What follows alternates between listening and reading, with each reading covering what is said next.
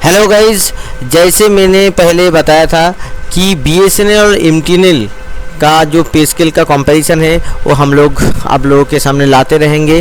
तो मैंने पिछले दफ़ा नॉन एग्जीक्यूटिव पे स्केल के बारे में बताया था कि बीएसएनएल और एमटीएनएल में कितना डिफरेंसेस है। आज मैंने एग्जीक्यूटिव पे स्केल आपके सामने लाया हूँ कि जिससे आप लोग समझ सके कि एग्जीक्यूटिव पे स्केल में बीएसएनएल कर्मचारी और एमटीएनएल कर्मचारी में कितना डिफरेंस है। चलिए हम लोग बढ़ते हैं अपना टॉपिक की ओर। देखिए, जैसे कि पे स्केल है एग्जीक्यूटिव का, ये भी 2007 का जो पे स्केल है इसी हिसाब से चल रहा है। जहाँ पे बीएसएनएल में E1 स्केल से स्टार्टिंग होता है एग्जीक्यूटिव पे स्केल, वहाँ पे एमटीएनएल में डायरेक्ट E2 से स्टार्टिंग होता है। अब देखिए E2 से E9 तक जो पे स्केल है बीएसएनएल और एमटीएनएल का, वो लगभग पे स्केल आपका मैं कंपैरिजन करके बता देता हूँ। देखिए, पहले हम लोग एमटीएनएल का बात करते हैं। एमटीएनएल में क्या है कि E2 जो पे स्केल है ये 20,600 रुपया से 46,500 रुपीज़ तक है। ठीक है। अभी देखिए, जो बीएसएनएल में आप अगर देखेंगे तो ये भी वही 46,500 रुपीज़ तक है, क्योंकि ये स्टैंडर्ड पे स्केल है। देखिए, E4 जो पे स्केल है, जो E3 पे स्केल है, वो 24,900 रुपया से 50,500 रुपया तक है। जो E5 पे स्केल है वो 32,900 रुपया से 58,000 रुपया तक है। जो E6 पे स्केल है वो 36,600 रुपीज़ से आपका 62,000 रुपये तक है।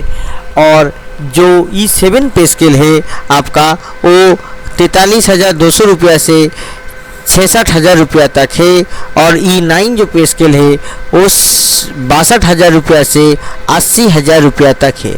अब देखिए दोस्तों, ये जो बेसिक पे स्केल बोले, पे स्केल तो सेम है। दोनों ही भारत संचार निगम लिमिटेड और महानगर टेलीकॉम जो है, ये दोनों ही भारत संचार का उद्योग है। ठीक है, मगर देखिए दोनों का पे स्केल में बहुत फर्क हो गया।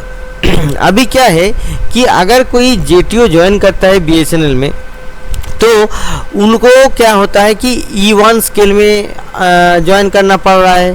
तो वहाँ पे ही एमटीएनएल में जो जेटीओ ज्वाइन किया वो ज्वाइन किया E2 स्केल में। तो 6 साल बाद एमटीएनएल वाला जो जेटीओ वो चला जाएगा E3 स्केल में, मगर 6 साल बाद क्या होगा, बीएसएनएल वाला जो जेटीओ है वो E2 स्केल में आएगा। तो 6 साल बीएसएनएल के नौकरी करने के बाद आप एमटीएनएल के साथ, एमटीएनएल का जो शुरू से जो काम कर रहा है, ज्वाइनिंग में जितना तनख्वाह मिलता है बीएसएनएल में 6 साल काम करने के बाद उतना तनख्वाह मिलेगा।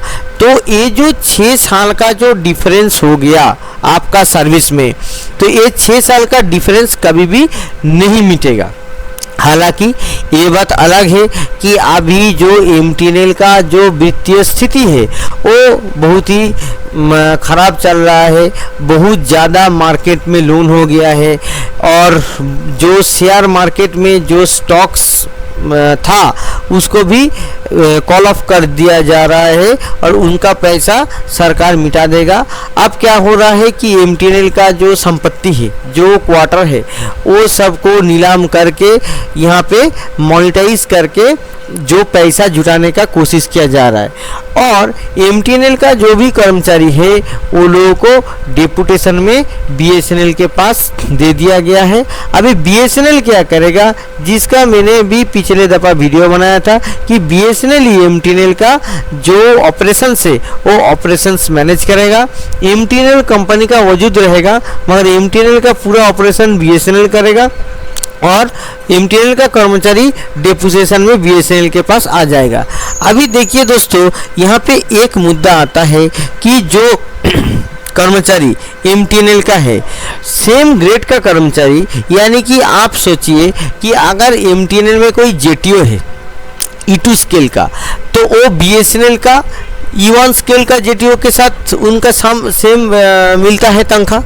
तो अगर कोई एसडी है तो जो E3 स्केल में जो SD है MTNL में, तो E3 स्केल में ही SD होना पड़ेगा, मगर E2 स्केल में भी BSNL में आपको SD मिल जाएगा। तो ये इसके वजह से क्या हो रहा है कि बहुत ज़्यादा पे लॉस हो रहा है। मतलब आप मान लीजिए कि एक ग्रेड का जो अंतर है E2 to E3, तो MTNL का जो E3 है वो BSNL का E2 का बराबर हो गया है। तो इसके वजह से क्या हो गया है कि MTNL का जो E3 एम्प्लॉय है वो BSNL का E2 एम्प्लॉय के साथ सेम काम करेगा, मगर तनख्वाह ज़्यादा मिलेगा।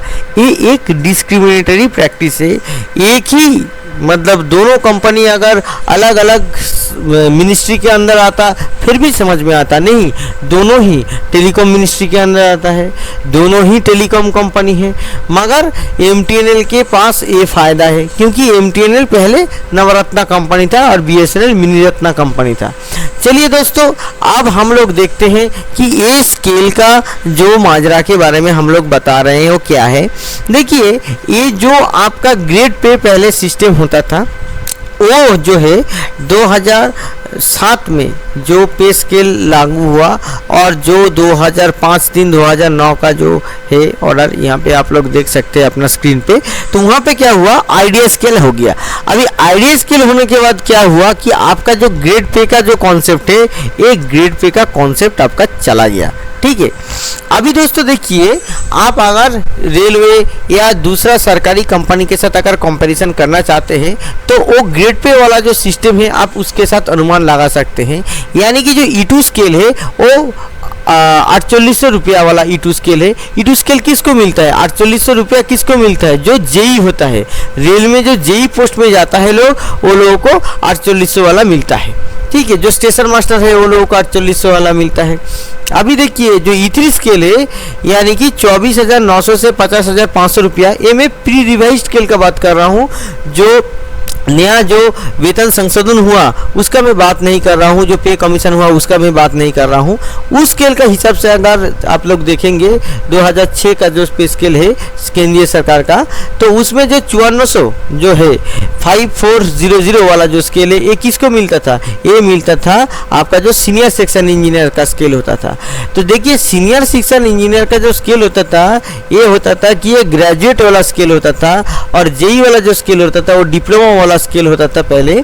अब देखिए BSNL में क्या हो गया कि स्केल का कैसे अंतर करके रखा है। E3 स्केल आपका SD लेवल को कर्मचारी को भी नहीं मिल रहा है, जहां पे जो पहले तो सीनियर सेक्शन इंजीनियर का रिक्रूटमेंट होता था रेल में, तो एक डायरेक्ट एम्प्लॉई 5400 स्केल में ज्वाइन करता था।